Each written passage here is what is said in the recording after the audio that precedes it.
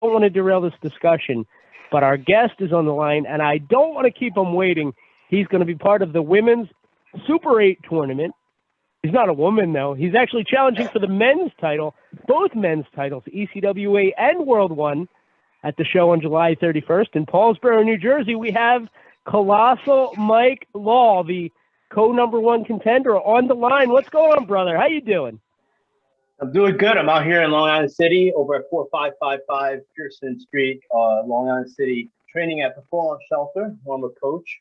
We're putting everyone through the ringer tonight, and I feel good. I just had to take a break from some training, and I'm here and thankful to be here. And let's talk. Let's talk about the 31st. Yeah, I can't wait. You talk about training. Is there anything special that you're doing to get ready for that Saturday? So the Fallout Shelter, the way it's kind of like, I would equivocate it to like a sauna. And to me, that's my favorite kind of conditioning, to wrestle or train in the hottest type of environment. It builds your cardio, it builds your endurance. For me, it's a lot of cardio, a lot of running drills. Anyone who knows me or anyone who's ever stepped in the ring in the Fallout Shelter knows I'm not only a coach, but I do partake in the training as well. You know what I mean? I'm never above it. And I need to keep myself, in my abilities at top high level. You know what I mean? That's just the way I am. I can't lead by example by just sitting on the sidelines. I have to be in there, and I have to keep getting my hands dirty. So it's a lot of cardio, a lot of drills, a lot of, we try to do a lot of, in terms of endurance drills as well. You know what I mean? A lot of grape stompers. Those are my favorite. I like to do a lot of up and overs, a lot of, rolling drills, just to kind of, keep the air going there. You mentioned liking it warm. You should train at my parents' house. They keep it like 80 degrees year round. It's horrible. Oh, I mean, I go there in the winter. I have to open the window. I always say they're going to be that family of old people who they find under a blanket on, like, during like the winter, during the summer day when like there's a heat wave and they're covered in the blanket and the heat is on, and they die that way. That's my parents. I'm telling you. It's very morbid, Brady, but yeah, that's them now, and I love them anyway. There you go. So to look at this main event, and a lot of people, I think, obviously just kind of assumed that Joey Ace was the number 1 contender. I mean, obviously, he's the one that lost that title to Mishua. And they could probably even argue that both of those guys have beaten you in recent ECWA shows as well. What do you say to those detractors? I say to any one of those detractors, my track record speaks for itself. Joey had an opportunity to carry ECWA. And, I think he did an okay job with it. I think he's the guy that can be a secondary champion anywhere there. I think Ulala was also given, the opportunity, but I don't feel, and I'm not, I feel in my heart that nobody in comparison, when I had that ECWA title where people were talking about it and we were building up steam as me being the head of that company, that's where we need to be. And I feel that my track record speaks for itself. You know what I mean? I'm doing this every weekend. I'm a trainer. You know what I mean? I'm a coach at the Fallout Shelter. I do this. This is my life, and those guys were given opportunities, well deserved, but they're not at my level. They're not going to compete at my level. I can damn sure, attest to that. I'm here every week, twice, 3 times, 4 times a week, training in the ring in this hot ass building, which I prefer. And I don't believe that any of those guys are at my level. As far as them beating me, like, listen, every dog has their day, and everyone has a lucky opportunity to win. You know what I mean? You get a 50-50 shot, and they happen to, win that a few times. But at the same time, I've been victorious over some of the top ECWA talents that have been around, and I've beaten the Asbro, the Chris Wilds. If you want to talk about win-loss records, give me my props. Give me the props that I deserve. I've won my fair share of matches in ECW as well. Is it safe to say that you feel slighted just based on the way they're perceived as champions versus how you were? Yeah, absolutely. It was a different administration too.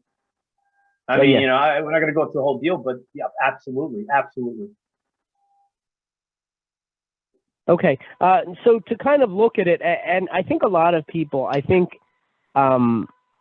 sentimentally, are really excited to see Mr. Ulala with the title.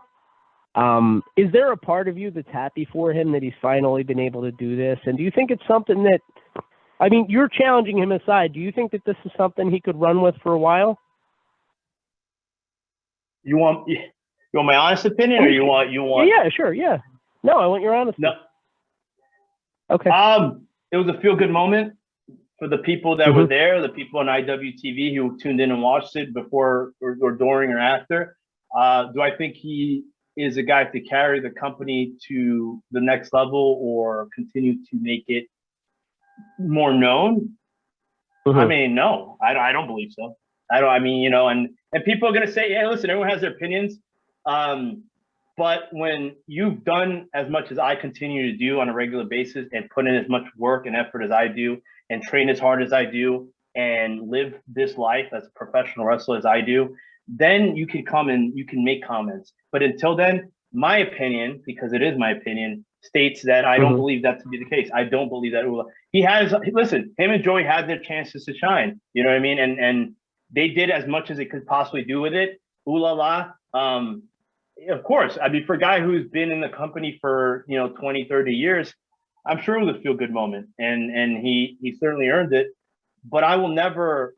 The problem, Brady, and I'm gonna shoot a little here, is I've been way too nice to people. I've been way too nice to this business. I've let people who probably shouldn't have gotten an opportunity get one over because I thought I was doing right for the business. And unfortunately, you have to be greedy. And the one thing I had to learn very hard, a hard lesson I had to learn, was that you have to be greedy in this business. And so, no, I don't think he's a guy. I think I'm the guy. I know I'm the guy. And that's where, I believe it. I believe that title belongs with me. I believe that I will make more noise with it when I have it back around my waist than any of those other guys, and it's not a personal thing. It's just business. Well, I'm not blowing smoke at all to say this. I think that I could see you beating either of those guys in a one-on-one match. I could see that totally. But does the triple threat match, does that not worry you? But does it give you pause for concern, I guess I'd say? Because anybody can really you don't have to be involved in the finish. I never liked that aspect of it. I always feel that was unfair, playing field. You know what I mean? Like, I just never was a fan. I'm confident in myself, man. That's all I can say. I see the progression. I see the way I was when I faced Ulala one-on-one, my mentality, the way I thought about myself. And it's all about your mindset. You know what I mean? I feel the guy now who won the title, because when I had won the title and I beat in Azrael, but for my first run, I was doubting myself.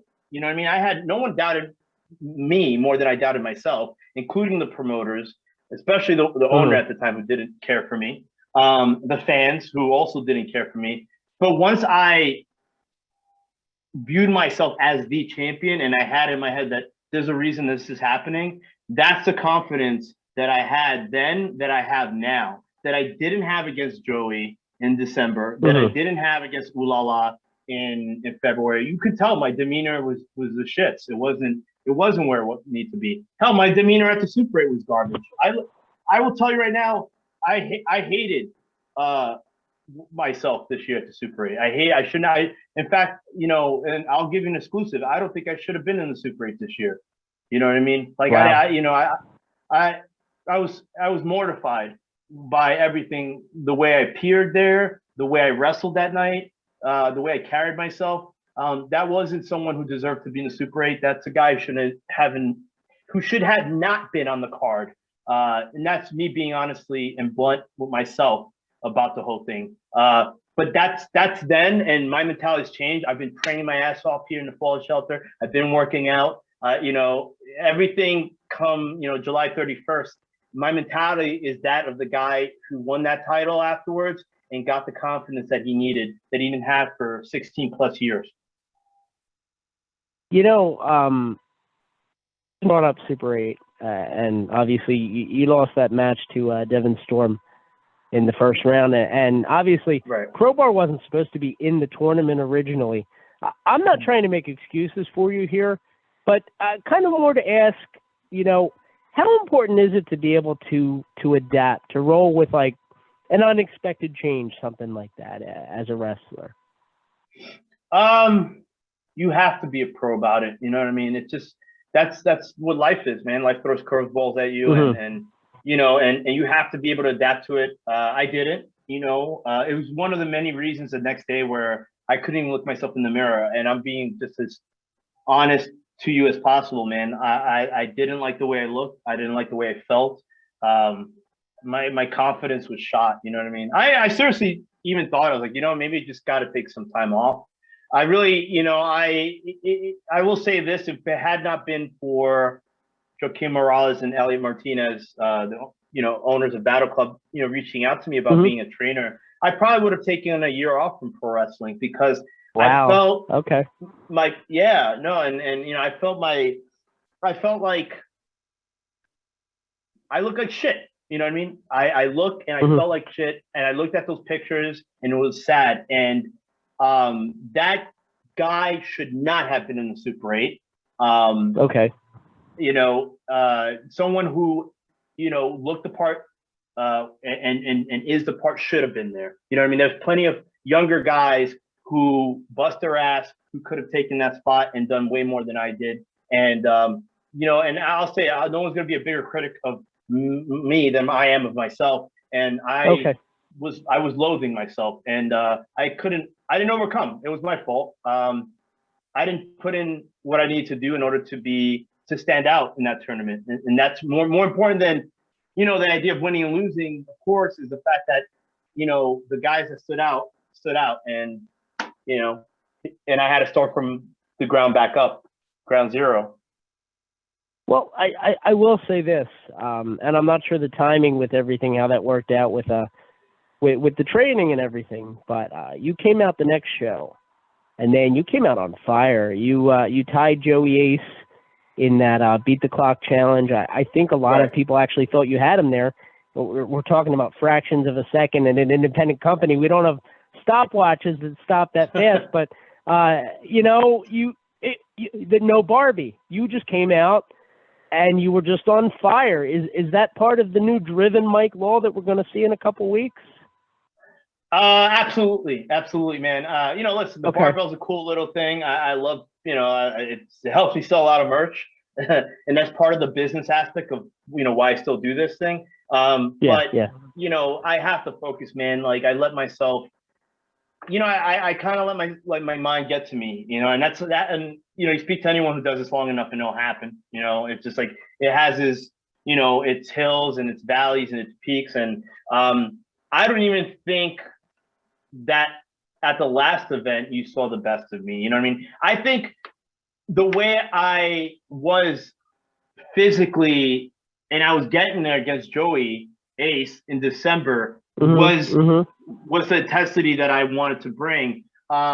With LA Vin, I kind of understood. I didn't take him seriously. He's not somebody that I'll admit I didn't take him seriously because other than ECWA and World 1, I really didn't know much of him, and I haven't seen him out there. So I was like, to me, this would be like a walk in the park. You know what I mean? And I think that was, very stupid of me. But at the same time,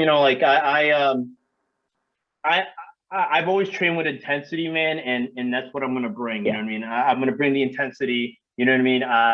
It's going to be a hard-hitting match. Anyone who's ever seen me and Joey Ace throw down know that we go in. And Ulala just happens to be there as well. And listen, and I respect Ulala. I admire his gusto, and I admire the fact that he's done this for so long. I admire that he still brings entertainment to the ECWA faithful. But I gotta be greedy, Brady. I gotta be greedy. I gotta think about myself.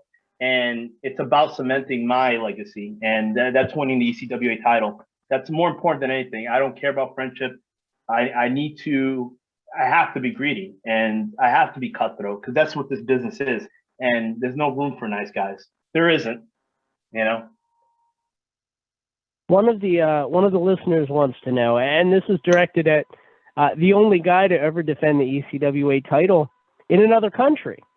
Right. Wants to know the coolest or most exotic place that you've ever wrestled. Wow. There's been a few. Dominican Republic was cool because it was an outdoor stadium venue. Okay. The only downside of that was that there was a torrential downpour that the likes that I have never seen in my entire life. Okay. Like, and it was a tournament event. So I won the first tournament match, which was a 3-way, and then the next one was also 3-way, and it was pouring. I mean, and that canvas was slippery, and the ring itself was probably one of the most like dangerous rings I've ever been in. Like, it was. Okay. I mean, it was like as hard as a cement floor, but I would say exotic. That was it. Gosh, I mean, there's so many cool venues. The Resorts World Casino for FWE, that was a great venue. The Bourbon Room over in. I love that place. That to me sticks out as one of my favorite venues of all time. It had the perfect setup for pro wrestling, and it was such a cool venue. I love that venue. It's a shame we couldn't have put some more people in it. The first two did okay, and then it went. Yeah. But I remember like those balconies. It felt like the Manhattan Center or something. They're like right on top of you. And that would have been incredible. Great venue. Off the top of my head. No, sorry, Brady. Yeah, off the top of my head, those are the ones that I remember. I'm just curious, whenever I hear somebody like wrestles, for example, in the Dominican Republic, Puerto Rico, whatever, have you ever been in a situation where you felt unsafe with the crowds? Obviously, you're not always the most loved guy there. The only time that I felt, we were at a bikers rally, and oh boy, they're normally very cool individuals. But when the drinking starts, that's when things can go awry quick. I think luckily enough, I was a face on that card. I was a little younger. They were cool, but they get into it, man. And sometimes in the heat of the moment, things get said and things get done. And I've seen that happen. I personally, the only time that I ever got into an actual fight with twice. But the only time where it got, to the point where it got out of hand, I was in Center Reach, Long Island. These drunk fans were there. I was a heel there, and I wasn't very well liked to begin with for a couple of reasons. But the security, so the guardrails didn't lead all the way to the back. It was only midway to the back. And then they had some students, I think, doing security, and that's not their real job, so they don't know what they're doing. So I'm walking out, and then these guys were right there to greet me, and they were drinking, of course, and a bunch of college kids, and one of them shoved me, and I just lost my shit, you know what I mean? And I just started pushing and started throwing, haymakers, man. Because, I was always taught, even growing up, don't ever back down from a fight, you know what I mean? Doesn't matter if you get your ass kicked or not, you always fight, always defend yourself. Not say always fight, but always defend yourself. And I also was I'm not gonna anyone make me look like a fucking joke, so I just started shoving people and and I'm yelling at the security, go, do your job, what's going on here? You guys it's one guy against five, there was 5 of them, 6. They were college kids. But whatever. Yeah, they were drunk. They were drunk. Of course. Okay. So stands to reason. One of the listeners wants to know, and this is coming from a listener, not from me, but do you think the last couple of months would have gone differently if AJ Pan had been in your corner in ECWA? And again, that came from a fan, not from me, guys. No, I mean, I'm not, possibly. With AJ, it's a tricky situation in every aspect of what we do, because there's the friendship and then there's the business aspect of it. And I don't think I necessarily agree with all the things he does business-wise, and I also don't think he agrees with all the things I do business-wise. But we can separate that, you know what I mean? We're grown men who can, have that discussion. Would have been different, probably. I could confidently say that it would have been different had he been in my corner. Do you think some of the issues you were talking about at Super 8 would he have motivated you or not allowed that to happen? Possibly, but you know what it is, man. Once I get in my own head, there's no coming back, dude. Okay. There's like you get into a dark place in your mind, and anyone who saw me, who's seen me at my best and saw me at the Super 8 was probably mortified at what they saw. That what you saw out there was, and I'm gonna be extra hard on myself because I don't expect anything else. You saw a sack of shit out there. You didn't see the best version of Colossus Mike Law, and I was very disappointed in myself. And I don't say that to dig up old wounds or whatever, but I have no doubt in a couple weeks. Yeah, I have no doubt in a couple weeks we're going to get match of the year Mike Law. I really do think that between you and Joey, and then you throw in Mishra Ulala for some storytelling. You put both belts on the line. I think it's a masterpiece. I really do, and I think the fans in Paulsboro are really going to enjoy it, and I think the IWTV crowd will as well. Have you ever given thought to your kind of place in history with the ECWA, like the legacy of the company as a whole, and how important you've been to it over the last 5 years or so? Well, that's what separates me from Joey and Monsieur Lala. Like, with all due respect to those guys, they can settle for what they've done. Me, I will never settle. That's okay. I remember writing this one time in an effort to try to get to the point of perfection. I will never settle for anything less. And for me, I don't think I've contributed enough. That's why I need to win. Like, these guys want to win because, it's a gloating, it's the feel-good moment for Ulala, it's a gloating, and it's like another trophy. For me, it's more than that. It's more about legacy. You know what I mean? Like, this match means more to me than those guys because for me, I have fulfilled my legacy in this, not only in the ECWA, but in the industry. You know what I mean? By me adding a title that I feel is one of the longest running independents in the United States, but also one of the most important titles that I've ever held, that to me, that's far bigger than anything else that I can see. You know what I mean? Like, I don't, it overcomes Joey's egoism, and it overcomes Ulala's like, hey, I've been doing this for 30 years and this is a feel good moment. Listen, you guys had that time, man. I have to be greedy, and it has to be about me because, a few weeks ago, I almost died in a car accident. You know what I mean? Like, and I gotta believe my mom was with me. But if that was it for me, I think I could not have gone into an early death knowing that I hadn't accomplished everything that I set out to accomplish in my life. That would have been the hell that I would have to deal with.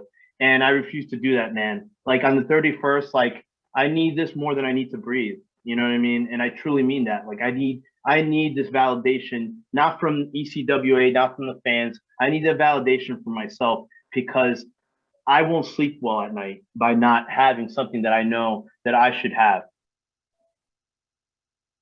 So to kind of put a neat little bow on all this, let's say you win both titles on the 31st, and obviously you seem fairly convinced that you'll be able to do that. I think a lot of people would agree with you. Where do you see, or how do you see the rest of this year kind of playing out with yourself as the champion? Taking on all the comers, man. Like, I want ECWA to be on everyone's like lips. I want everyone to know like how much I believe in the product and how much I believe in the company and how much it's changed so much for the better since it's been under new ownership. And I know that they've busted their ass to try to make this thing happen. And I personally aspire to once I do, and I truly do believe that in my heart that I will have the World One title, I will have the ECWA title, that once I have those titles, I will make sure that I bring, that we contact and we get the best in the area, some of the best outside of the area to face, and that I do travel with that title and wrestle outside of the United States again, whether it be in Europe, in Germany, in England, or in Canada once again, or Mexico.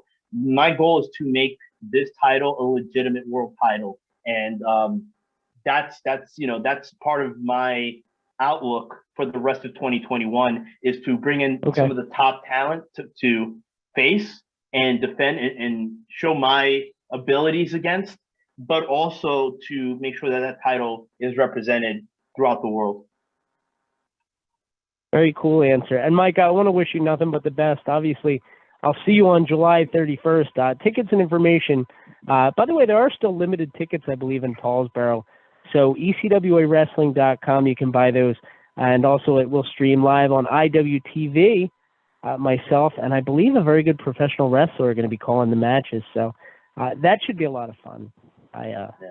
They always surprise me, you know. I'm excited for that. The women's Super 8 this year stacked. Yeah. I'm just curious, do you have a favorite to win the trophy?